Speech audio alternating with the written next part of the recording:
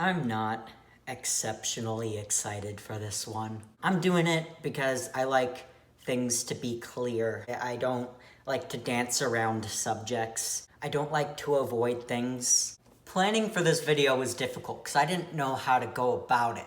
There is way too much to address because it's such a broad topic and I'm dealing with two groups of people against me. They both have varying levels of dumbassery that they might throw my way. And I just didn't know how to do this, and I knew I needed to do it at some point. But I was like, bruh, how the fuck am I going to get everything in a video that isn't over an hour? And the answer is, I'm gonna do my best. Let's just establish it right out the bat. Rip off the Band-Aid. I'm a communist. A lot of people are scared of that word because the capitalists got a hold of it and fucking brainwashed everyone and just destroyed the word.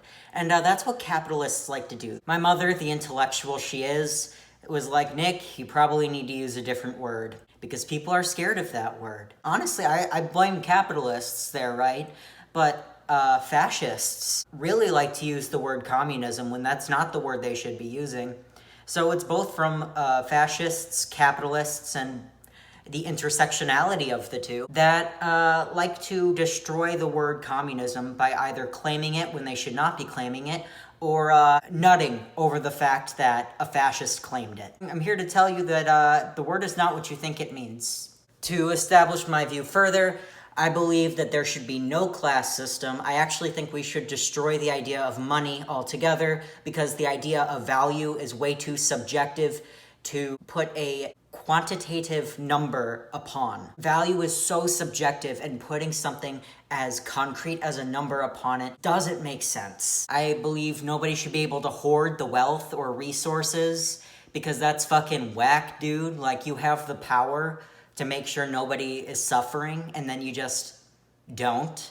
How about no? How about we don't do that? And I also believe communism is humanity's full potential, essentially. It is the utopia that we should be striving towards. I think we should not settle, and that we should be always aiming for the utopia. Perfection is not possible, considering perfection is too subjective to claim. We can't claim perfection when perfection is different for everyone. But we should be aiming for a utopia-like society. And we should not settle for anything less because that is lazy. We should always be innovating and making things better, essentially. If we stop at some place, you have gotten complacent and humanity will not progress. Those are my basic beliefs, grossly oversimplified. The best way to address this topic would be to go through the counterclaims I see all the time and debunk them one by one. This is just a wild mishmash of socialist claims I will get and capitalist claims I'll get. First counterclaim, my favorite one because it's so wrong I don't even know where to begin. China, North Korea, and Russia are communists and are fascists. They are not communists. I hate to drop this bomb on you, but there is no communist country as of now. Communism does not exist in these fascist countries. You want to know how I know? Because Kim Jong-un lives in a mansion while his people are starving to death. That's a class difference. If you have a class system, you are not a communist country. You cannot mix up the word communist with fascist. It is literally not possible to have a communist system under a fascism. In fact, the only way for a communism to work is if it is a almost Grecian democracy where everybody has an equal vote. There are no representatives. That is the only way communism can exist, is through democracy. So I don't know where this idea came from. I do know where it came from, actually. But still, I don't know where this idea came from that China, Russia, and North Korea are communist nations. Because they aren't. Fan Bingbing in China, she's rich. You can't be rich in a communism. If you have rich people, it is not a communism. It is just a fascism. And there are two ways this mix-up came along, which is why I know why this happened. A, these fascist countries claimed communism as propaganda to get their people on board with their fascism. It was a manipulation propaganda tactic, using the wrong word to manipulate their people into following their ideas. But capitalists fucking nutted when that happened. And then they used that for their own propaganda to say capitalism is best because it's not fascism, when none of this is right. None of this uses the word communism correctly. The word itself got destroyed by propaganda on two different sides.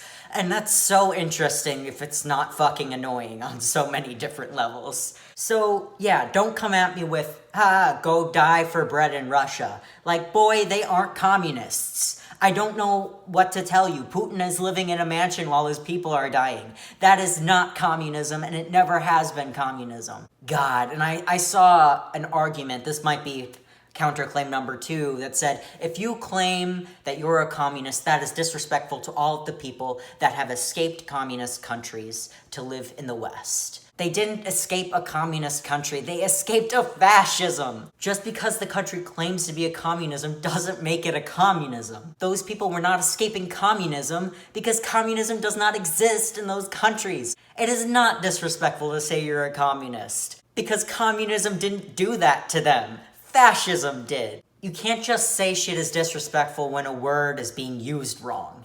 You need to have a free market to have freedom. Hey buddy, I really hate to break it to you, but capitalism doesn't have a free market either, especially in late-stage capitalism. It's kind of hard to have a truly free market in an advanced society.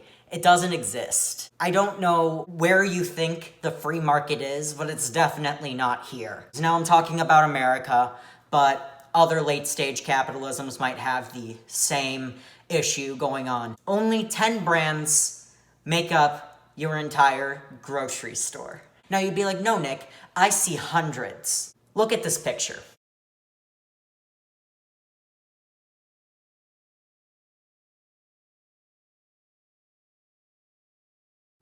Those hundreds of brands are 10 monopolies in disguise. These 10 monopolies eat small brands for breakfast. Small brands cannot survive when these 10 brands have just taken over the entire industry. There is no free market when monsters like this control the entire industry and can eat any small brand that even tries or dares to defy them.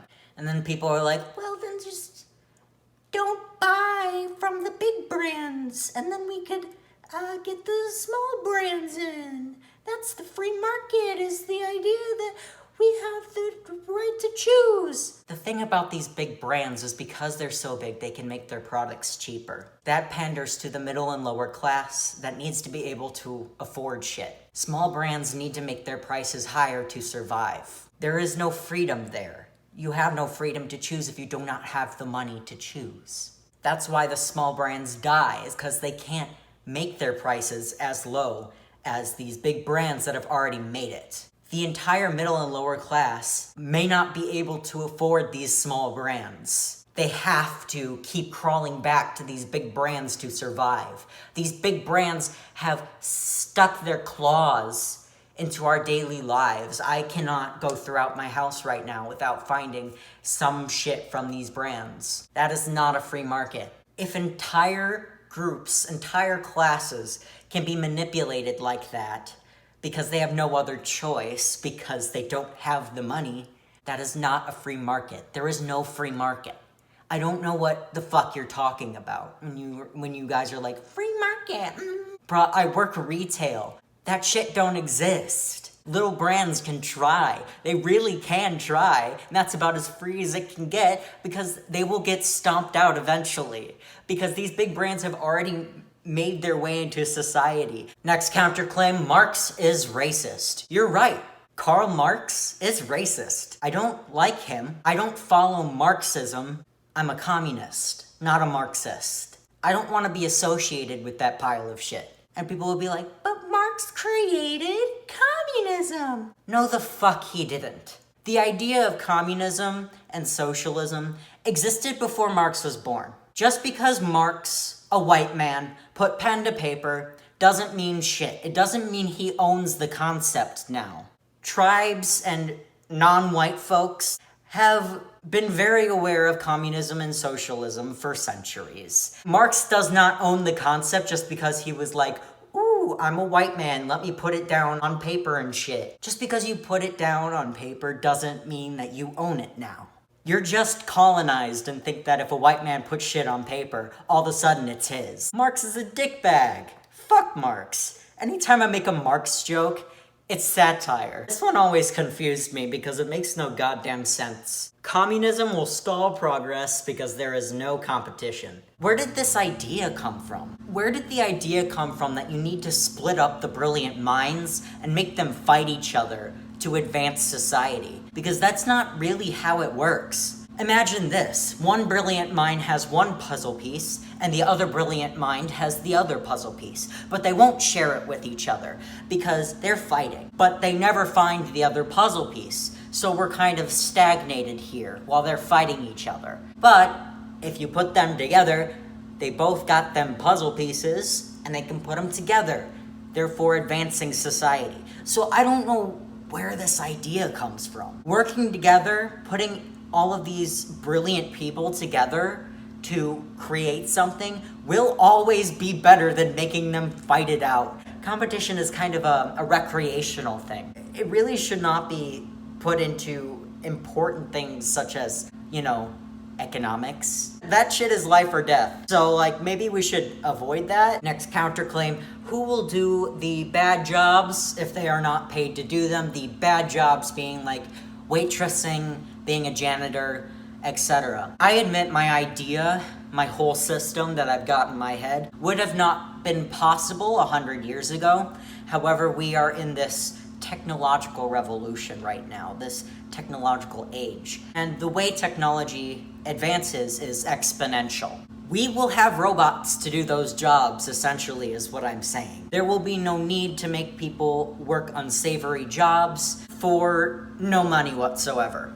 And this will be the beginning of progress for humanity because people will not need to focus on the menial jobs. They can focus on fulfilling themselves. This technological age is actually doomsday for both socialism and capitalism because robots will, in fact, take most of these easy jobs. Unemployment will skyrocket. That's where communism steps in because the idea that you do not have to do these unsavory jobs with robots doing them is essentially the backbone of this idea. It might be doomsday for capitalism and socialism, but communism will be thriving. If we make it past 2050 and the climate change collapse of society, if we don't do shit, we have a whole new slew of problems that we have to tackle at that point. And one of them will be this technological revolution that will be doomsday for capitalism and socialism because of this looming unemployment. So at that point, we need to think, how the fuck are we going to do this? And that's if we make it past 2050 at this point, because capitalism destroyed our climate. Next one, how will people be motivated to work if everything is given to them? Surprise psychology lesson. You can find this in your first psychology class. I am not bullshitting right now. I'm not shitting out of my mouth. I am telling you what I learned in AP psychology from a textbook. So all of you nerds can nut and then get back to listening. Humans have natural intrinsic motivation. Capitalism wants to tell you it's otherwise, but humans do in fact have natural intrinsic motivation. Assuming you do not have mental illness that causes apathy, much like depression, we are all born with it. However, if you expose someone to a lot of extrinsic motivations, their intrinsic motivations will slowly disappear. What does that sound like to you? That sounds like capitalism. Think about it for a second. Before you started getting awarded grades in school, did you hate it as much? No. In fact, a lot of children have this love of learning. A lot of children love to learn and they seek knowledge. However, once you started getting awarded grades, all of a sudden that intrinsic motivation disappeared and you started to hate school and only do it for the grade. You can apply that to literally anything. You had intrinsic motivation to get a job and do something that you love. But it was stamped out by capitalism saying, do it for money or die. So in a communism, it would nurture that intrinsic motivation and not stamp it out with extrinsic rewards. There was no internal motivation with capitalism. It is all physical shit that you need to survive. It is all, do this and you get this physical reward. That's why people in capitalism won't work if they don't have to, because they have no intrinsic motivation anymore. When given the chance to be lazy, American adults will be. It's because they were raised in a capitalist society. It is a bit different for socialism or communism. This idea of intrinsic and extrinsic motivation is very important to people when discussing this conversation, and listen, I get it. But it seems like nobody understands how the human brain actually works when they're discussing this topic. I'm here to settle that right now. These are the basics. This is Psychology 101. You have natural intrinsic motivation until extrinsic motivation destroys it. If you are raised in a capitalist society, yeah, you won't do work if you don't need to do work. You have no intrinsic motivation anymore because it's been stamped out by extrinsic motivations like money and food and needing to survive. However, if you are raised in a communism, that intrinsic motivation will not be stamped out because you do not have to worry about the physical reward. You're doing things for your own fulfillment. Next one, if all of the menial jobs in society are taken, leaving all of the intellectual jobs, what will the people that are not suited for intellectual jobs do as a career? Now, in this utopia that I'm imagining, which I have planned out very specifically, I could get out a whiteboard and try to explain shit, but we don't have time. In this society I'm imagining, doing recreational careers is just as valued as doing an intellectual career. So if you are not suited to go into STEM or be a doctor or be a counselor or a therapist, you could hone in your artistic abilities. The arts will be valued in this society. If you're a musician or a singer, you can do so. There will be organizations where you can. If you like to play soccer, if you're more of a physical person, you can do that. You can focus on the things that you actually want to do and call it a career. The definition of career will be different in this society. The idea of a career will not be based on how useful you are. It'll be based on what you want to do and if it's fulfilling you. Achieving your true potential. You aren't forced to choose what you want to do for the rest of your life so young. And even if you do and you want to switch later, there is no penalty for doing so. And some people may be like, okay, then nobody will be a doctor, nobody will be a therapist, nobody will go into STEM. Y'all, people naturally want to explore those fields. Once again, the intrinsic motivation is there. If they are interested in it, they will pursue it. And a lot more people than you think are interested in it. You're just raised in a capitalist society and think that these people are forced to do it because it pays well. And that is actually the case most of the time in capitalism. But there are actually people that are interested in the sciences, STEM, counseling, med. We will still have people going into those jobs because everybody is different, everybody has different interests. Not everybody is going to want to play soccer all day and practice and shit. Not everybody is going to want to do music and draw. Next counterclaim, how will we have a variety of products to choose from? And how will we limit what we can have? We do not know what technology we will have at this point. Once again, exponential increase of advancement in technology. We don't know what we'll have. Maybe every morning you have a cool system where you can swipe through, pick an outfit, and it 3D prints for you right in front of you. And because there are no limitations on what job you can do, there will be thousands of designers designing clothes, essentially, and uploading them for their own enjoyment. So because these people are not limited by the idea of money, there will be thousands of people doing what they're good at, doing what they love, and you will have thousands of different types of products because these products will be uploaded to the system. You could have essentially anything you want when you want it, and the variety will be endless. And if you aren't satisfied with the products that you are given, you can just go into it yourself and create it. A lot of this is relying on technology. And yeah, it is. Because the technological age is gearing towards a utopian age. And if we go the wrong way, it could become a dystopian age. So we need to go this communist route to regulate technology. Make it so technology doesn't destroy society but enhance it. If we are capitalists or socialists when this technological age really starts to kick into gear, we're fucked. But with this system, it could benefit us. We could become a utopia instead of a dystopia. I do acknowledge that this idea was not possible 100 years ago. And I agree. It just wasn't possible. We were still trying to figure out what the fuck we were doing. I mean, we still are. We always are. Capitalism is like the first stage. It's getting our barbarian selves into a society and making us do shit. Making us work.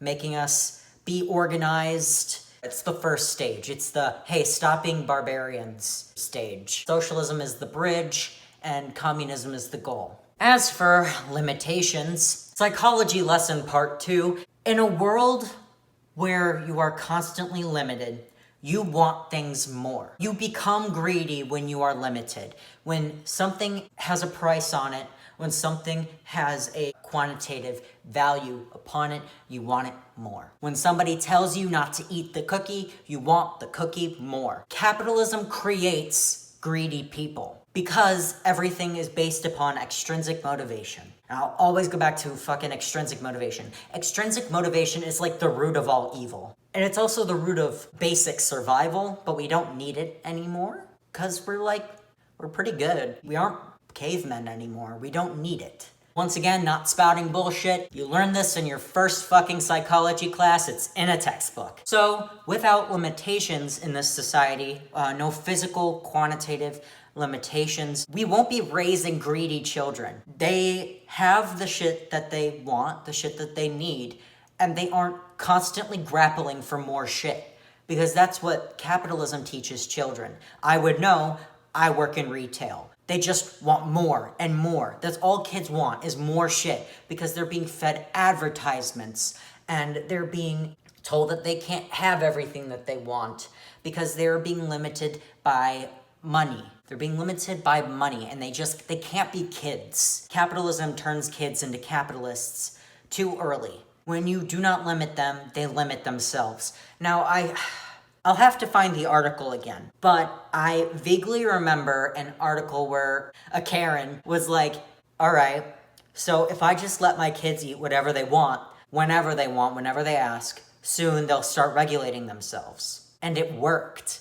She did it, and for the first few weeks, yeah, all they ate was ice cream. But eventually they got bored of it because it wasn't valuable to them anymore because it wasn't limited. They could eat it whenever they wanted. So they started eating well. I've been rambling for a while now, but thesis, limitation equals greed. If you do not limit children from a very young age, they will not be greedy and then they will not grow up greedy. That's basic psychology. This is a fun one. How will we make it so the government doesn't abuse its power? I have a whole government system created in my head.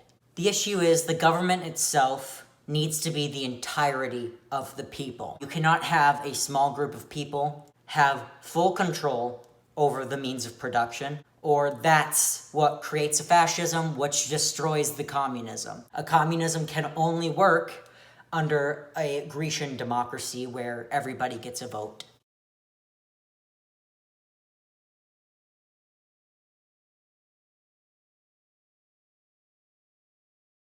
This one I'm going to get from socialists because this is the socialists' favorite argument, and it's quite fucking obnoxious, by the way. Stop it. Basically just, it sounds nice. I wish we could do it, Nick, but it's just not possible. I wish it were possible. Buddy, if we make it past the 2050 climate change societal collapse, it is very fucking possible, and it's almost necessary because of the technological revolution. The transition between capitalism, socialism, and communism are going to be the hardest parts, But once the old people raised in the other system die out and the new people are raised within the system, nurture will take its course. And that is going to be the biggest problem, is the old people. The old people are always the biggest problem because they were raised in the other system. And nurture is so fucking important. I understand that that part is going to be difficult, but once we cycle through a couple generations, it'll be just fine. It's just the cycling through we need to get through first. I don't want to hear that shit in the comments. Don't hit me with that, "This sounds nice, Nick, but I don't think it's possible." Yeah, now. Y'all are so in the here and now, that's fucking wild, dude. Bro, I'm talking in the future. I'm a communist because it is the goal.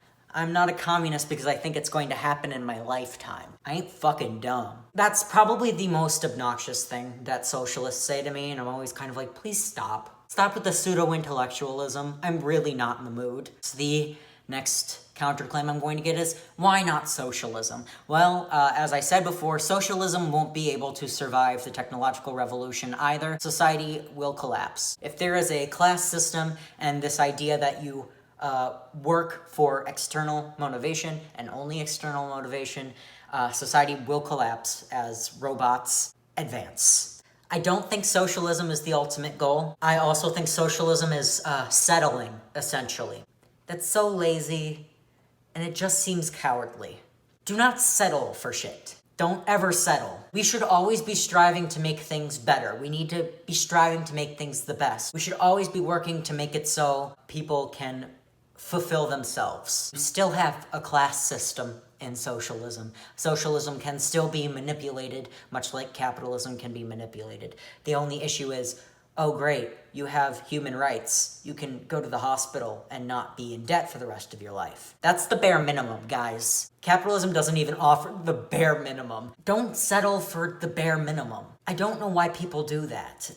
I mean, I do. It's laziness. It's cowardice. They're always just so stuck in the here and now. We should always be striving forward. We need to go towards the goal. Socialists, why are you settling? Why do you like the bare minimum? I don't get it. Socialists are kind of wild. I have this friend, and she knows who she is. And she's always like, oh, I'm not a communist because I don't think going from a capitalism to a communism is going to happen. It's not very realistic. And I just look at her. Sometimes I just, buddy, I don't think we should go straight from a capitalism to a communism. Do you think I'm fucking stupid? I don't know where she got that idea. Like, of course we need a socialism bridge. But like, to say socialism is the ultimate goal is cowardice and lazy. I'm fully fucking aware we can't go from a capitalism to a communism. Although I just high-key think she's afraid of the word communism. So she might be just thinking about herself when she says she's a socialist, which is also a problem. This one is a capitalist counterclaim. You can tell because it's fucking stupid. Oh, so you think people deserve food, water, shelter, and healthcare just for living? Yeah, I do. Why is that so wild to some people? Why does that blow their goddamn minds? Just because you can't be useful, you deserve to die? Jesus Christ, man. It is not that serious. I'm gonna need you to take a step back and realize that your usefulness doesn't decide whether or not you should live or not. People have this idea of usefulness. You need to be useful or else you should die. And that's just not how it works. Also, like, nobody asked to be born. I never signed a waiver, like, yeah, I'd like to be born. Nobody asked to be born and to have to work, not to suffer. Nobody asked for this. So if we can make it so that they at least have the bare minimum essentials, it makes this less awful. Buddy, I didn't ask for this. I was just kind of born and thrown into a society that wants me to work 70 hours a week to be able to not live at my mom's house and like eat sometimes, be useful or die. I didn't ask for that. We don't live in the caveman age anymore. We aren't Neanderthals. We have the resources to give people food, water, shelter, and healthcare. I don't know why we aren't doing it. Be useful or you don't get this, even though we have the ability to give it to you. Like, that's just fucked. That's just morally fucked. There's something about capitalists, man. I don't want to be within 30 feet of them. They're so morally fucked. The propaganda really fucked you, didn't it? Capitalists are brainwashed to a point that it would be so interesting if it wasn't obnoxious. Capitalism is just an amalgamation of manipulation, greed, and being a douchebag. It's just like, hey, do you want to be a Neanderthal but also have an iPhone? Here's capitalism. I just see capitalism as like one step above being a Neanderthal and anarchy. Oh, okay, I'm glad you guys like the bare minimum and like shitting on everybody that breathes, but like, fuck off, thanks. Another dumb fucking counterclaim, but rich people work hard for their money. I've said the statement, no they fucking don't, to that in the past, and even some socialists try to defend rich people. First of all, don't defend rich people near me. Don't breathe that shit in my general direction.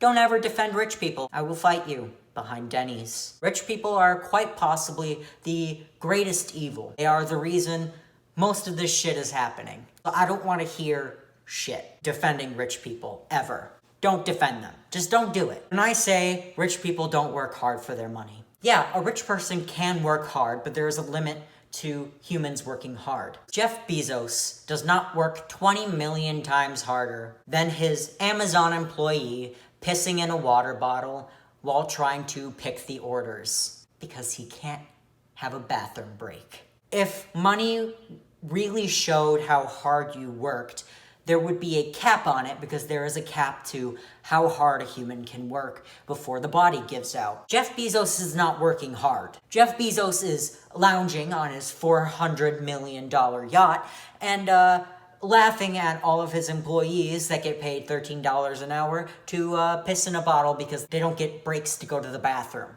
The employee that works $13 an hour works thousands of times harder than Jeff Bezos. This goes for every billionaire and millionaire. Your lowest employee works harder than you. The numbers do not reflect how hard you work. They never have. Since when did the numbers reflect how hard you work? Because if that were so, Amazon employees would be billionaires. But they aren't. Because capitalism is not about how hard you work. Capitalism is about how well you can manipulate. In fact, that's why I hate capitalism the most. It teaches people manipulation gets you what you want. Manipulation is how you win. Just teaches people to be evil. If you can manipulate well, which is not necessarily working hard, let me tell you, if you can manipulate people well, you will be a billionaire.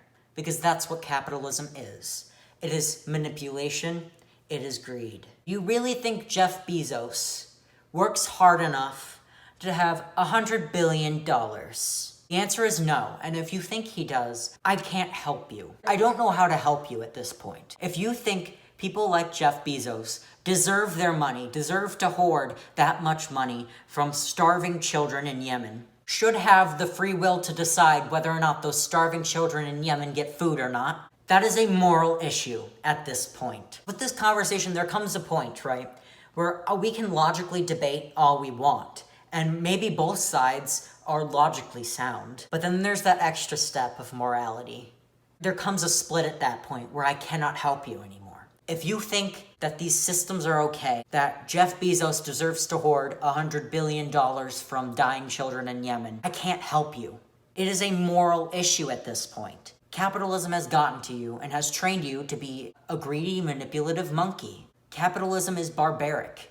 So no, rich people do not deserve their money. There is no person that can work hard enough to deserve $60 billion, especially when the comparison is a person working for $13 an hour, working 10 times as hard as you. Nobody deserves that amount of wealth. If you think somebody has earned that amount of wealth for manipulating and being a greedy asshole, I don't know how to help you. This counterclaim is fucking funny because I've already basically debunked it, but capitalism is the only way to have freedom. No. No, it isn't. I don't feel pretty free right now because, like, my government is a bunch of rich people. In late-stage capitalism, it is not a democracy anymore. America is not a democracy. America is a kleptocracy. And I saw a counterclaim in like fucking Instagram or some shit, and they were like, oh, stop it with your government conspiracy theories. You're delusional. These are not conspiracy theories. Lobbyism is a huge problem.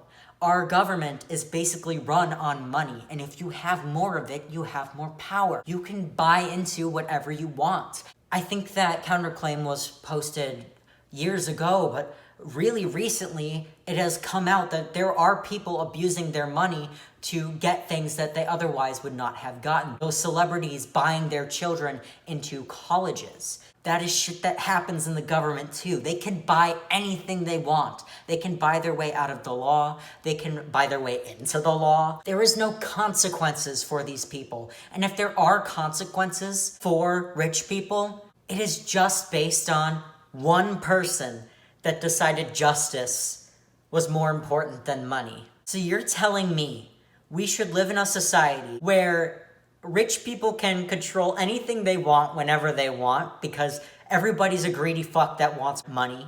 And if they can get money, they will do whatever the rich person wants. So you are saying that it is completely okay for the justice in our society to be dependent upon one person that wasn't greedy? That's just so flawed on so many different levels. There are very few people that would not take an extensive amount of money to shut the fuck up. Rich people aren't affected by laws. They are above the law because they can pay their way out of the law because the law is just as greedy as them. Maybe there's one law official that isn't as fucking greedy as I think they are and says this is not right, and then reports them. We should not be dependent upon that one law official. We should be able to be dependent upon our entire government to uphold justice and law. But here we are being only dependent upon one good Samaritan that decides that enough is enough and then tells these celebrities they cannot buy their way into universities. Not to mention Jeffrey Epstein, however the fuck you pronounce his name. A lot of people got out of justice through his murder or his suicide. A lot of rich people benefited from that. They are above the law. There is no justice if you have rich people. You could say, oh, it's illegal to do that. Oh, it's illegal to do that. Great, they don't fucking care. They buy laws. They buy their way out of law. Our government is a kleptocracy. If you have money, you have the power. It does not matter if certain people were voted in. If they accept money to shut the fuck up or make bills, they will. And there are very few of them that would not do that. And we should not be relying on the very few people that would not accept the money. Because it is very few in a capitalist society. We are greedy fucks because we were raised this way. And our entire government is run by fucking rich people. This is not freedom. There is no democracy here. This claim is so wild to me. We do not live in a free society because of capitalism. Late stage capitalism almost ensures that we are in this oligarchy of rich people. We can vote in as many senators as we want, but it doesn't fucking matter because rich people own us at the end of the day. This is a kleptocracy. Democracy is not real in this society. You can claim conspiracy theory all you want, but I have enough evidence from the very few rich people caught in the act that this happens way more often than you think. Shit is a lot darker and upsetting than you think it is. The one that I am going to get in the comments so much, I'm just gonna get the fucking, what's supply and demand? This whole idea of supply and demand is not as cut and dry as you think it is. There are too many factors going into this, and supply and demand can be manipulated. This supply and demand is not simple. You want it to be so simple, but there are so many factors that you are not taking into account. It is not simple. There are loopholes there. These companies will take the loopholes and they will utilize them. That's what companies do. They're manipulators. Capitalism creates manipulators. Capitalism creates greedy assholes. If you're like, hey, but like supply and demand, I'll be like, okay, but this, and this, middle, lower class can't do it. There isn't as much flexibility as you think there is being in the middle and lower class. Especially being in the lower class, there's basically no flexibility. Supply and demand is not cut and dry, and I don't want to hear shit about it. It is one of the greatest myths of capitalism is this idea of supply and demand. That's not how it works when so many companies can manipulate their way into making you dependent upon their product. I missed a lot of shit. I didn't even get into how capitalism is racist. I didn't even get into how immoral it is that capitalism can profit off of illness. I didn't even get into how capitalism fuels our prison system and its distorted slavery, which ties into racism. That's a topic for another day. There's a lot going on here, and I think my message is clear that capitalism is basically being a Neanderthal with an iPhone. Before, people were like, well, capitalism created your iPhone. Capitalism did not create my iPhone. Manipulation and labor created my iPhone. Labor of underpaid Chinese employees that are being exploited by capitalism, because that's what capitalism does. It exploits poor people of color in different countries. Exploits them, as Europe did during its fun colonialization and imperialization ages, as if they've ended. In conclusion, capitalism's smelly.